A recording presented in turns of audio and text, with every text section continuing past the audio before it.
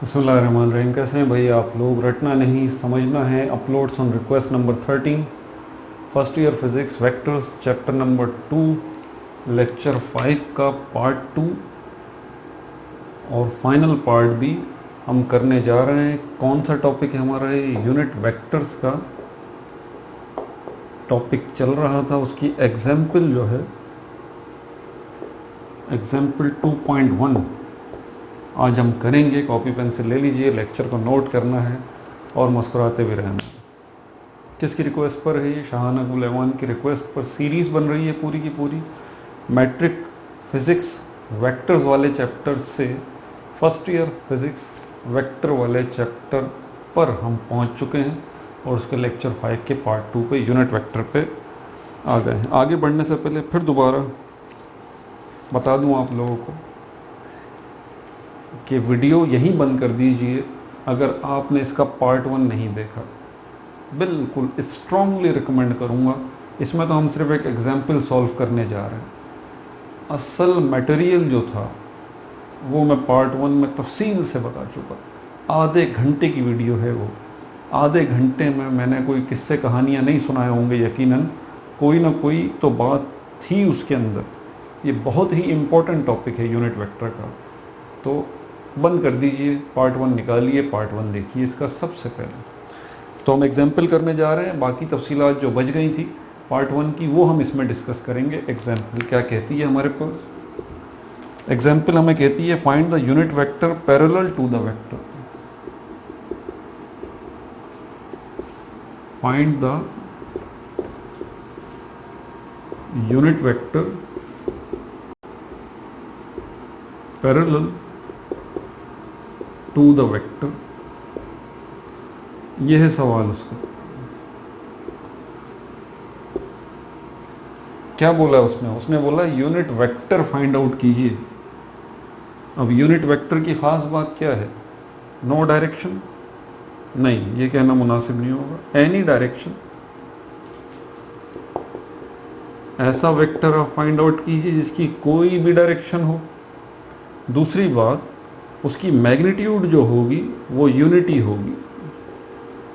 Magnitude उसकी क्या होगी? यूनिटी, यानी कि 1 होगी उसकी मैग्नीट्यूड। क्योंकि यूनिट वेक्टर भी एक वेक्टर है ना, तो वेक्टर है तो यकीनन उसकी डायरेक्शन भी होगी और उसकी मैग्नीट्यूड भी होगी। तो डायरेक्शन कोई भी हो लेकिन उसकी मैग्नीट्यूड जो है वो 1 होनी चाहिए। अब यूनिट वेक्टर ये मिटा दूं, स्पेस बन जाए ताकि हमारे पास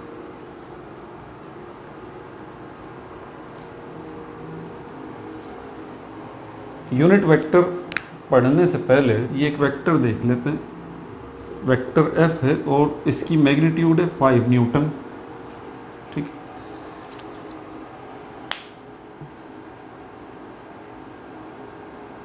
एक वेक्टर जो है कोई सा भी, उसकी आप मैग्नीट्यूड ले लीजिए और उसकी मैग्नीट्यूड, जैसे कि ये एक वेक्टर है एफ, इसकी मैग्नीट्यूड है 5 यूनिट। मैं कहता हूँ इसकी यूनिटी क्या होगी? यूनिटी मतलब 1। तो आप कहेंगे सर वेरी सिंपल, इसकी यूनिटी कितनी होगी? 1 Newton plus 1 Newton plus 1 Newton plus 1 Newton plus 1 Newton. Very simple. ये जो 1 न्यूटन है, 1 न्यूटन 1 न्यूटन 1 न्यूटन 1 न्यूटन, 5 जो है वो 1 न्यूटन जमा हुए हैं तभी जाके 5 न्यूटन बना है ना। ये 5 न्यूटन। समझ में आ रही है बात आपको? इस एक वेक्टर के मैं 5 हिस्से कर देता हूँ। जब मैं 5 हिस्से इस वेक्टर के करूँगा तो क्या होगा? ये वेक्टर 5 हिस्सों में डिवाइड हो जाएगा। उनकी डायरेक्शन में वही रखूँगा, उन 5 छोटे छोटे वेक्टर्स की, जो कि इस ओरिजिनल वेक्टर की डायरेक्शन होगी। ये देखिए, एक वेक्टर ये रहा, दूसरा ये रहा, तीसरा ये रहा, चौथा ये रहा, पांचवा ये रहा। ये 5 वेक्टर मैंने बना दिए।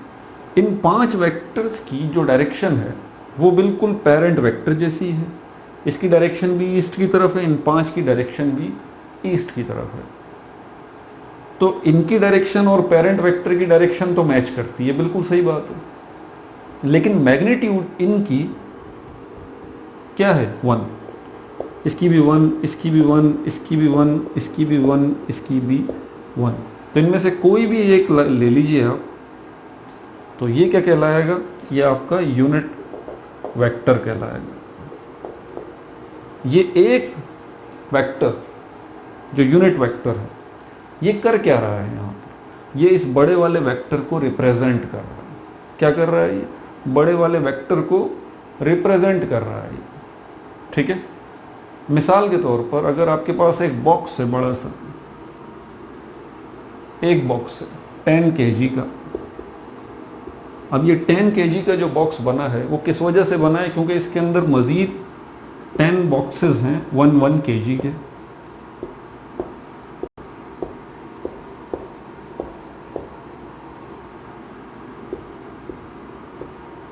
कितने हो गए, 3 और 4 7 और 3 10 बॉक्सेस हैं इसके अंदर, सबके सब 1 kg के।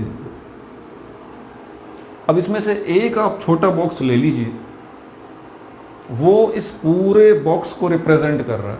क्यों रिप्रेजेंट कर रहा है, क्योंकि भाई ये छोटा बॉक्स इस बड़े बॉक्स का हिस्सा है।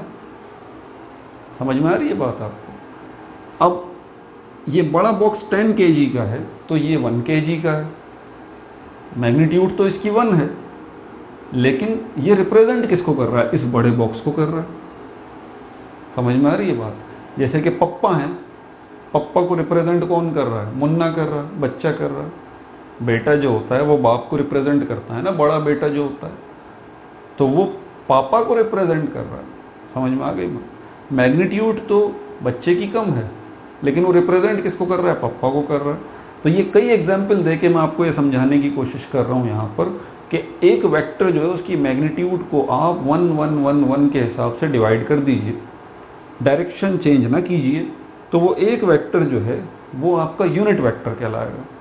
अब यहाँ पर जो हम बात करते हैं यूनिट वेक्टर की, कि उसकी डायरेक्शन कोई भी हो लेकिन उसकी मैग्नीट्यूड 1 हो, तो ये बात अब आपको समझ में आई कि क्यों ये कहा जाता है कि कोई भी डायरेक्शन हो। क्योंकि यूनिट वेक्टर असल में खुद कुछ भी नहीं है, ये पेरेंट वेक्टर का एक हिस्सा है और डायरेक्शन भी इसकी बिल्कुल पेरेंट वेक्टर जैसी है। तो जो डायरेक्शन पेरेंट वेक्टर की होगी वही यूनिट वेक्टर की डायरेक्शन होगी। बात समझ में आ गई। अब यहाँ पर इतने सारे यूनिट वेक्टर हैं, इनको आप जमा कर दीजिए। समझ में आ गई बात। अब यहाँ पर सवाल क्या कह रहा है, find the unit vector parallel to the vector. यहाँ पर खास तौर पर उसने पैरेलल क्यों कहा, अब समझ में आ रहा है आपको। फाइंड द यूनिट वेक्टर, सवाल को समझना सबसे मुश्किल काम है। बोल रहा है find the unit vector parallel to the vector. ये दूसरा वेक्टर कौन है, यही पेरेंट वेक्टर। समझ में आ गई बात। तो इस एग्जाम्पल में क्या हमें पेरेंट वेक्टर दिया हुआ है, बिल्कुल दिया हुआ है पेरेंट वेक्टर। ये रहा पेरेंट वेक्टर हमारे पास, a 3i plus 6j minus 2k। ये रहा हमारे पास पेरेंट वेक्टर। इसकी मदद से हमें यूनिट वेक्टर फाइंड आउट करना है। तो एक बात तो तय हो गई, ये पेरेंट वेक्टर है और इसको हम जो है वो कितने हिस्सों में डिवाइड करेंगे, जितने भी हिस्सों में डिवाइड करें वो हमारा हेडेक नहीं है। लेकिन जो एक हिस्सा होगा, हो सकता है हम इसको 10 हिस्सों में डिवाइड करें, हो सकता है हम इसको 8 हिस्सों में डिवाइड करें, 7 हिस्सों में डिवाइड करें, लेकिन एक हिस्सा जो होगा, जिस तरह से ये 1 1 1 बने हैं, बिल्कुल इसी तरह एक हिस्सा जो है उसकी मैग्नीट्यूड क्या होगी, 1 होगी। अब इसकी मैग्नीट्यूड हमें नहीं पता अभी, समझ आ रही है। इसकी मैग्नीट्यूड हमें नहीं पता, इसकी मैग्नीट्यूड तो हम फाइंड आउट करेंगे। ये मिटा दूं, इसकी मैग्नीट्यूड हम अभी फाइंड आउट करेंगे। तो ये जो ऊपर एरो बना हुआ है इसका मतलब तो क्या है, इसका मतलब ओरिजिनल वेक्टर है। ये जो है हमारे पास, ये किसको रिप्रेजेंट कर रहा है, ये इस ए वेक्टर की मैग्नीट्यूड को रिप्रेजेंट कर रहा है। इसके ऊपर कोई एरो नहीं बना हुआ, तो सिर्फ मैग्नीट्यूड अगर हम रिप्रेजेंट करना चाहते हैं, क्योंकि आपको याद है ना कि जब भी हम किसी वेक्टर की बात करते हैं तो फ़ौरन जहन में दो चीज़ें आती हैं, क्योंकि वेक्टर दो चीज़ों से मिलकर बनता है, एक डायरेक्शन, दूसरी मैग्नीट्यूड। तो ये डायरेक्शन, ये मैग्नीट्यूड को रिप्रेजेंट कर रहा है इस वेक्टर, ठीक है। और ये अगर आपको फाइंड आउट करनी है तो ये मैग्नीट्यूड आप कैसे फाइंड आउट करेंगे? यहाँ पर कोई दो वेक्टर्स को आप ऐड नहीं कर रहे, ये बात जहन में रखिएगा। तीन वेक्टर्स को आप ऐड नहीं कर रहे, वेक्टर्स की एडिशन नहीं हो रही यहाँ पर। हम क्या कर रहे हैं? हम तो सिर्फ एक मौजूदा वेक्टर के टुकड़े कर रहे हैं। लेकिन कैसे टुकड़े कर रहे हैं, कैसे उसके पीसेस कर रहे हैं? हर हिस्सा, हर पीस जो है इस ओरिजिनल वेक्टर की मैग्नीट्यूड का, उसकी मैग्नीट्यूड 1 होगी, जिसको हम, उस वेक्टर को हम यूनिट वेक्टर कहेंगे। और बनेगा किससे? वो इस ओरिजिनल वेक्टर से ही बनेगा, इसके पीसेस करने के बाद। तो इसका फॉर्मूला हमारे पास ये रहा। इसकी मैग्नीट्यूड अगर हमें फाइंड आउट करनी हो तो ये हमारे पास जो है वो पहले भी हमने बताया था। ये क्या है हमारे पास? AXI square plus AYJ square plus AZK square, ये फॉर्मूला है हमारे पास। तो यहाँ पर ये रहा हमारे पास I, 3 लेंगे, इसके ऊपर स्क्वायर आ जाएगा, प्लस Y यानी कि J 6 है, इसके ऊपर स्क्वायर आ जाएगा, प्लस ये माइनस का 2K है, इसके ऊपर भी स्क्वायर आ जाएगा। सॉल्व करते हैं इसको।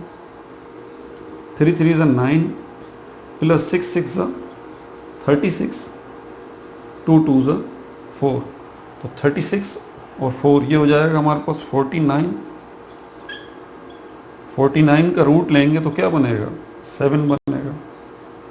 तो ये हमारे पास मैग्नीट्यूड भी इसकी आ गई। ठीक है, ये ओरिजिनल वेक्टर की अभी हमने मैग्नीट्यूड फाइंड आउट किए with the help of unit vectors जो ये दिए हैं 3, 6 और -2। समझ में आ रही है बात आपको? अब यहाँ पर आपके जहन में क्वेश्चन अराइज होगा, सर आप इनको यूनिट वेक्टर्स कह रहे हैं, यूनिट वेक्टर्स की मैग्नीट्यूड तो 1 होती है, ये 3, 6 और -2 ये क्या है?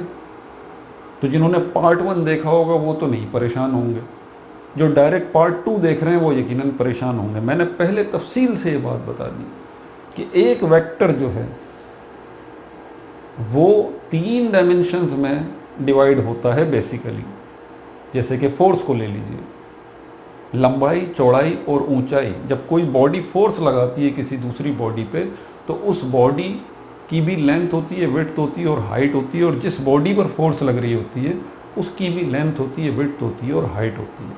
तो इसका मतलब ये हुआ कि फोर्स जो है वो 3 हिस्सों में डिवाइड है। अब लंबाई में कितनी फोर्स लग रही है, चौड़ाई में कितनी फोर्स लग रही है, ऊंचाई में कितनी फोर्स लग रही है, ये 3 डायमेंशंस वो बता रही हैं।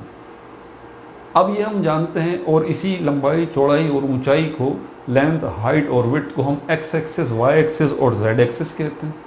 फिर एक्स एक्सिस में जो है हमारे पास नेगेटिव एक्स एक्सिस भी होता है, वाई एक्सिस में हमारे पास नेगेटिव वाई एक्सिस भी होता है, जेड एक्सिस में हमारे पास नेगेटिव जेड एक्सिस भी होता है। तो ये जो वेक्टर है ये 3 हिस्सों में डिवाइड है, पॉजिटिव एक्स एक्सिस में, पॉजिटिव वाई एक्सिस में और नेगेटिव जेड एक्सिस में डिवाइड है। अब इसका मतलब ये नहीं है कि इसका नेगेटिव एक्स एक्सिस के अंदर कोई मैग्नीट्यूड नहीं होगी, होगी, मीनिंगलेस होगी, ना होने के बराबर होगी। इसी तरह नेगेटिव वाई एक्सिस के अंदर भी इसकी मैग्नीट्यूड होगी लेकिन ना होने के बराबर होगी। पॉजिटिव जेड एक्सिस में भी इसकी मैग्नीट्यूड होगी लेकिन ना होने के बराबर होगी। तो इनको जब हम जमा करेंगे फाइनली तो हमारे पास जो है वो यूनिट वेक्टर की मैग्नीट्यूड, यूनिट वेक्टर हमारे पास आ जाएगा। मैग्नीट्यूड तो उसकी 1 है। अब इसके लिए क्या करें? पता है सर, वो तो हमें फॉर्मूला मौजूद है, ये रहा। ए कैप क्या वेक्टर था? ओरिजिनल वेक्टर ये रहा। इसकी मैग्नीट्यूड को यूनिट वेक्टर से मल्टीप्लाई कर दीजिए, ये रहा फॉर्मूला। और इसी में हमारे पास जो है क्या आ जाएगा? ये रहा। इक्वेशन को थोड़ा सा घुमाएं फिराएं तो हमारे पास ये फॉर्मूला बनता है। अब ये हमारे पास ये रहा ओरिजिनल वेक्टर, और ये रही उसकी मैग्नीट्यूड 7 जो अभी हमने निकाली। तो ये हमारे पास एक है। अब क्या आ जाएगा? 3i plus 6j minus 2k divided by 7 और ए vector 3i/7 plus 6j/7 minus 2k/7। अब आप जब इसको सॉल्व करेंगे तो आखिर में आपके पास क्या जवाब आएगा? आपके पास 1 जवाब आएगा। करके देख लीजिए सॉल्व इसको आगे। जब आप इसको सॉल्व करेंगे आई जे के को हटा दीजिए, एलसीएम लीजिए, आखिर में आपके पास 1 जो है वो जवाब आएगा। तजुर्बा करके देख लीजिएगा आप। तो इस तरह से हमने जो है वो यूनिट वेक्टर की आज एक एग्जाम्पल जो है वो सॉल्व करके देखिए with the help of formula. इसमें मैंने आपको ये भी बताया ये 3i 6j और 2k ये क्या है, ये भी मैंने अभी आपको बता दिया, इसका फॉर्मूला भी बता दिया। ठीक हो गया भाई। यूनिट वेक्टर में इतनी ही तफसील मेरे ख्याल में काफ़ी है, आपके लेवल के ऊपर यही है। बाकी इंशाल्लाह अगला जो टॉपिक है हमारे पास वो हम डिस्कस करेंगे फ्री वेक्टर का है, उसके बाद पोजीशन वेक्टर का है। इसको भी हम बारी बारी डिस्कस करेंगे।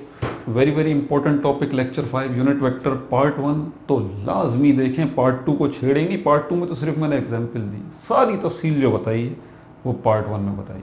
ठीक है भाई, अपना बहुत ज़्यादा ख्याल रखिएगा। कोई भी चीज़ समझ में नहीं आई कमेंट में मुझे बताएं, मैं इंशाल्लाह उसको एक्सप्लेन करूँगा। No like, no subscribe, only share.